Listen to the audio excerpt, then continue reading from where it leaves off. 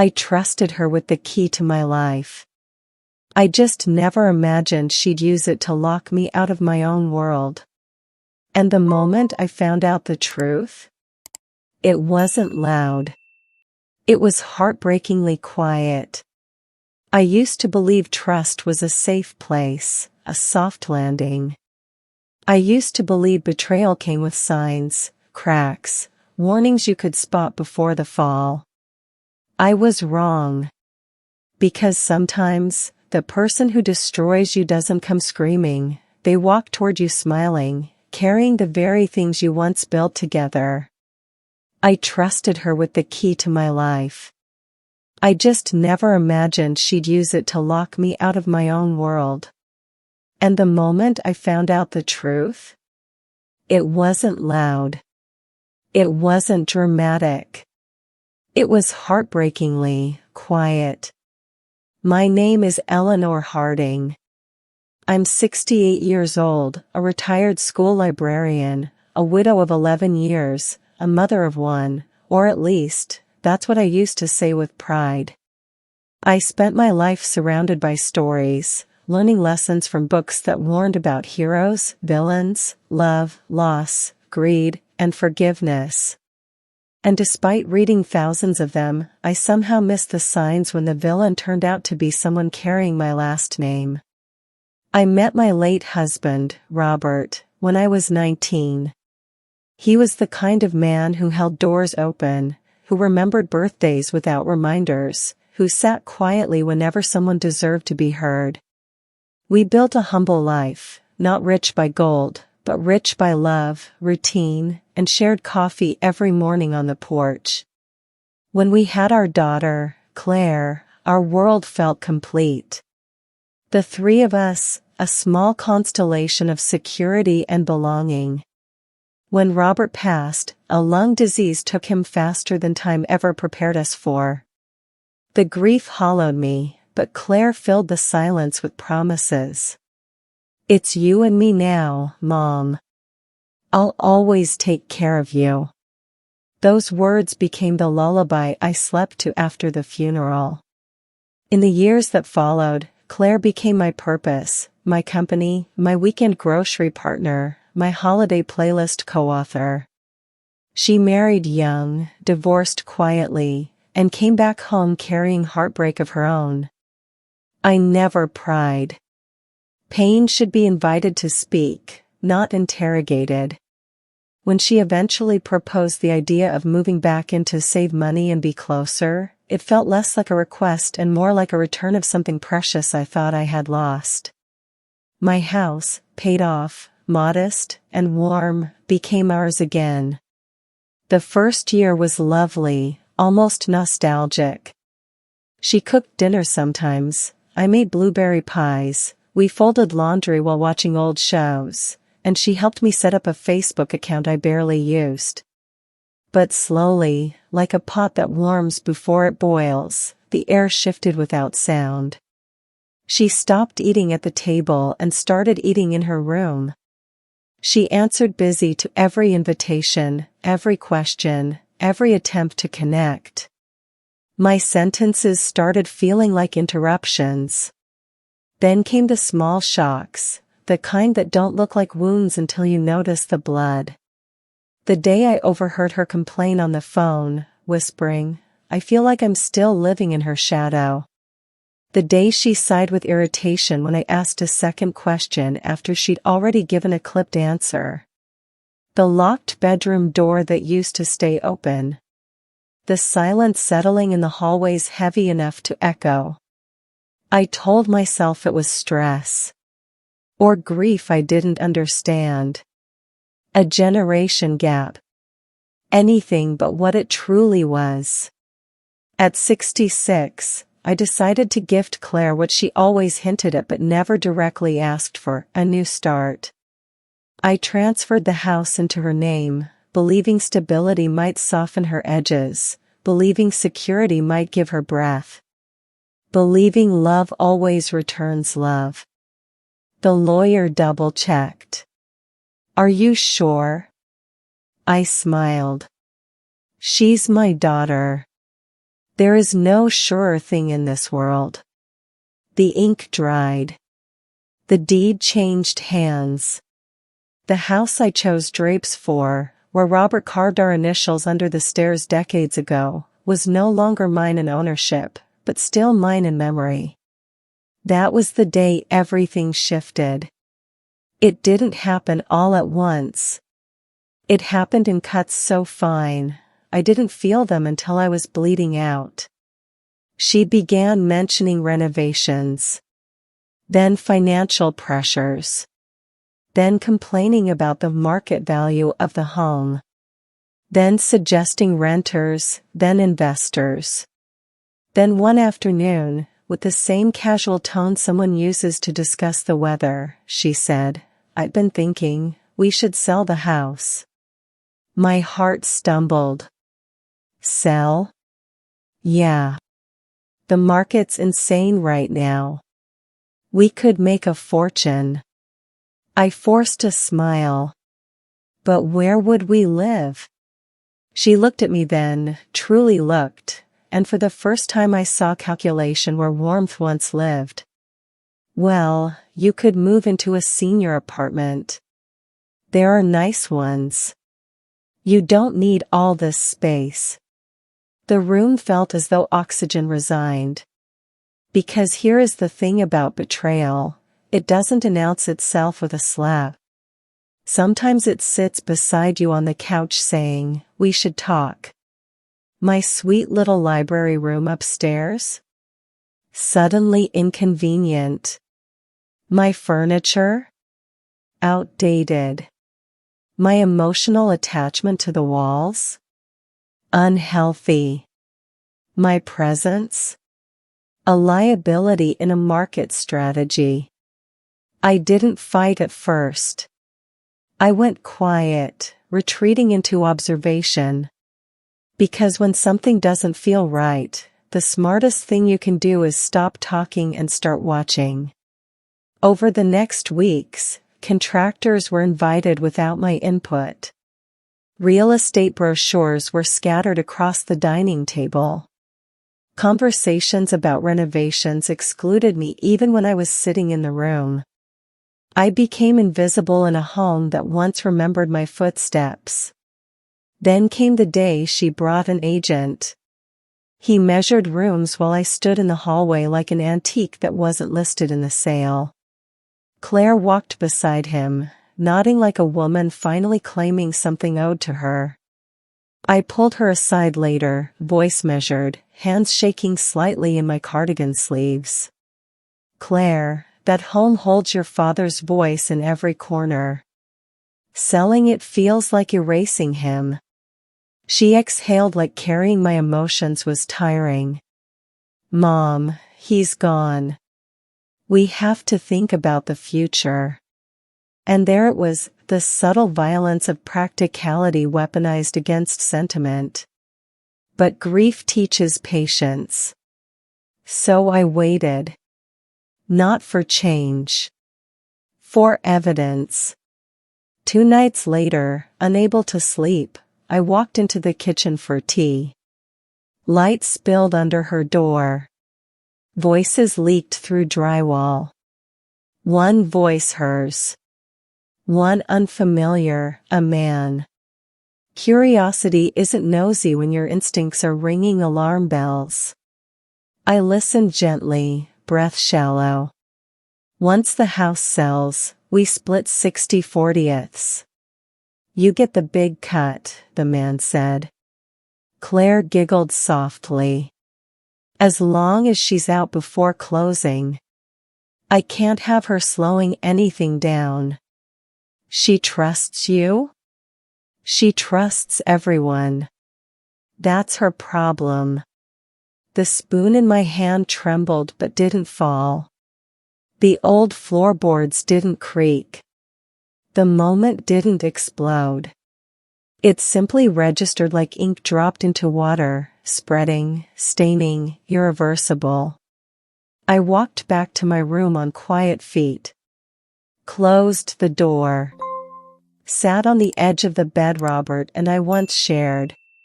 And for the first time since his funeral, I felt him near, not in warmth, but in warning. Betrayal doesn't break you. The realization that you handed over the hammer yourself does. But here is the part stories don't warn you about: when your heart breaks at an older age, it cracks differently. Less like shattering glass, more like a slow fault line carving through bedrock that once thought itself unmovable. I didn't cry that night. Tears are a language grief speaks. I was speaking strategy.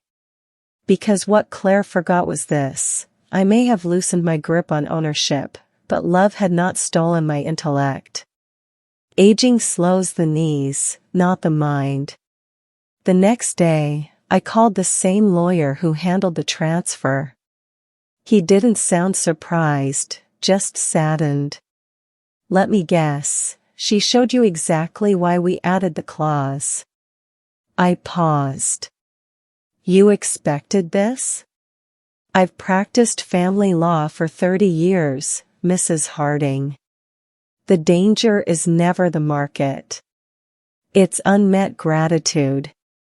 The clause he mentioned was one Claire never noticed: a lifetime residency and decision veto clause. Translation: the house could not be sold, transferred, or leveraged without my written consent, and I was legally entitled to live there indefinitely, regardless of whose name was on the deed. To Claire, the house looked financially unlocked. In reality, I was still the keymaster. But knowledge is a lantern, not a weapon. I needed a plan that protected dignity, not revenge. So I began preparing quietly. I gathered the few things that were mine beyond property: Robert's pocket watch, my grandmother's rings, the photo albums, my late husband's flannel shirts that still carried the ghost of his aftershave. Not much, yet everything. I visited a small senior cooperative community 18 miles north of town. Not a gloomy facility, but a vibrant village of people who looked like life had softened them, not defeated them.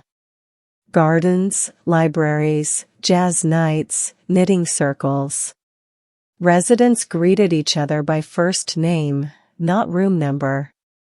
It felt like possibility. I applied. Was approved. Furnished a small one-bedroom nook filled with sunlight and vines I planned to grow. It was mine. Truly mine. No expectation attached. The night before I left, I cooked dinner. Pot roast. Mashed potatoes. Claire's childhood favorite. She came to the table not out of sentiment, but curiosity. "What's all this?" she asked. "Dinner," I said gently. "Sometimes routines deserve closure." She ate quickly, scrolling her phone between bites. No conversation. No questions. No noticing the half-empty walls, the quiet shift in atmosphere. After dishes were washed, I sat across from her. "Tomorrow morning, I'm moving." Her head shot up. Real surprise. Not staged. "Moving? Where?" I smiled, a calm, older, wiser woman's smile. "Somewhere I won't be in the way." She blinked, unsure if this was surrender or subtext. I didn't give her time to decode. As for the house, I slid an envelope across the table. Inside were the legal papers outlining the clause. She read. Once. Twice. The color drained from her face. "You can't sell it. You can't list it. You can't leverage it," I said gently. "But you can live in it. Build your life in it. Just remember, stability is inherited. Home is earned." Her voice cracked. You tricked me. I shook my head. No. I protected myself. Loving someone doesn't mean leaving your future defenseless.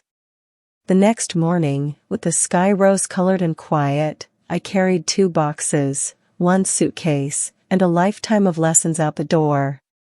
Claire didn't wake up. Or maybe she pretended not to. I didn't look back. The senior community became my revival, not retreat.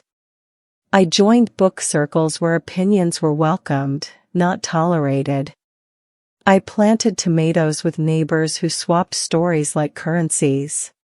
I drank coffee with widows who knew loss in their bones but danced in their kitchens anyway. I rediscovered laughter as a daily ritual, not a rare guest. 3 months passed before Claire called. No greeting. No apology. Just urgency. The house needs repairs I can't afford. I sipped tea. Then repair it slowly. No rush. I don't know how to do this without Dad or you, she blurted. There it was. The wound beneath the pride. You never wanted the house, Claire, I said softly. You wanted the safety it represented. But safety isn't possession. It's partnership. Silence stretched long. Honest cracks started forming. I miss you, she whispered, small as a confession. I know, I said. I miss who we were too. Healing wasn't instant. But it began, as most truthful healings do, with accountability, not excuses. She visited a few weeks later. No manipulation. No agenda. Just her, standing awkwardly with grocery bags and vulnerability. We didn't hug immediately. Some distances close only after acknowledgement. We sat on my tiny apartment balcony surrounded by blooming vines. I lost myself somewhere, she said. And blamed you for knowing yourself too well. I didn't offer wisdom. Sometimes insight has to bleed out on its own. I love you, Mom, she said quietly. This time, it felt unscripted. We are rebuilding. Slowly. Differently. No illusions of perfection. No contracts written in hope. Just fragile bricks of effort laid day by day. The house still stands. Untouched. Unmortgaged. Unsold. Its walls hold memories, not market value. She lives there now, reverently, like someone who finally understands the weight of what she almost lost. As for me, I found a different home, one built from community, not expectation. From choice, not obligation. So if there is one truth I carry into this chapter of life, it is this. The deepest wounds aren't carved by the unkind. They're carved by the loved ones we trusted with the blade. But the same hands that break us can teach us the shape of healing. Not through forgiveness alone, but through boundaries, wisdom, and the courage to rewrite endings we once feared. Life doesn't stop gifting lessons simply because the hair turns silver. Sometimes, it waits until the heart is seasoned enough to understand them. If this story touched your heart, reminded you of someone, or mirrored a chapter of your own life, you're not alone. Like this video if you believe wisdom grows with age. Subscribe if you love heartfelt stories with real lessons. And most important, comment below. Have you ever forgiven someone who truly broke your heart? Your story could be the one someone else needed today. Thank you for listening and for sharing your heart with mine.